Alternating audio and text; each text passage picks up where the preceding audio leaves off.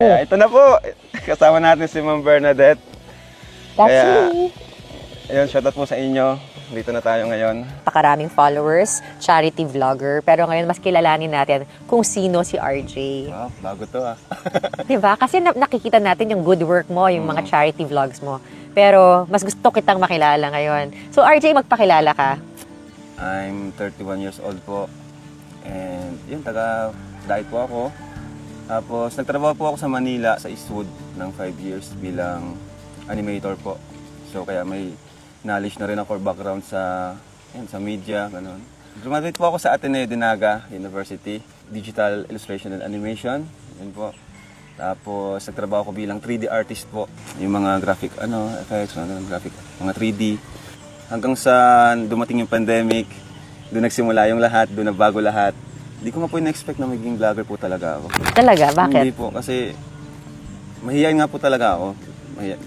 Talagang mahilig ako mag-picture, pero yung mag-video, then marami makakapanood, di ko ma-imagine.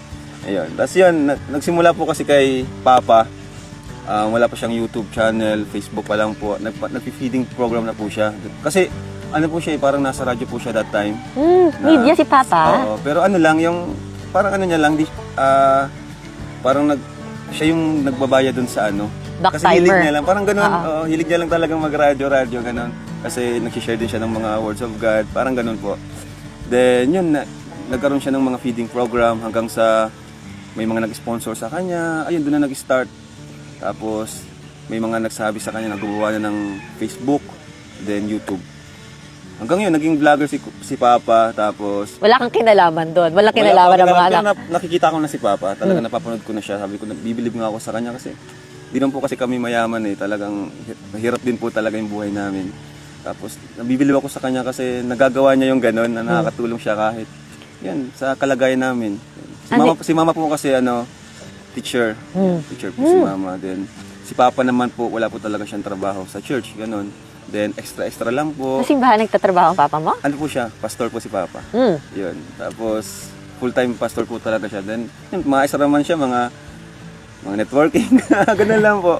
Wala po talaga kaming yung talagang masasabi na negosyo. Wala din po. Ilan kayong magkakapatid? Ano po kami? 4. Tapos may isa po kaming, yun, may ampun sila Papa. Na isa. Hindi to kasama din namin siya.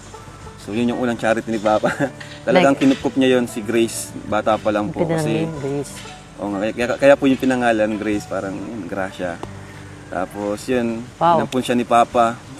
Kasi naawa si Papa, pinapamigay na po yun ng nanay pero walang gustong kumuha. Tapos si Papa yung nag-ampun. Ako po yung panganay, tapos may 3 pong babae. Ako lang po yung solong lalaki. Tinuring kasi Grace, tinuring ko po talagang kapatid.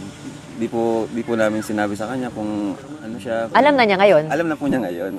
Nalaman na lang po niya kasi yun, nabubuli din daw kasi. Grabe rin po yung pinagdaanan niya. Yun, hanggang ngayon, sinama ko na lang siya sa pag-vlog ko hanggang sa, yun, naging okay naman po kami.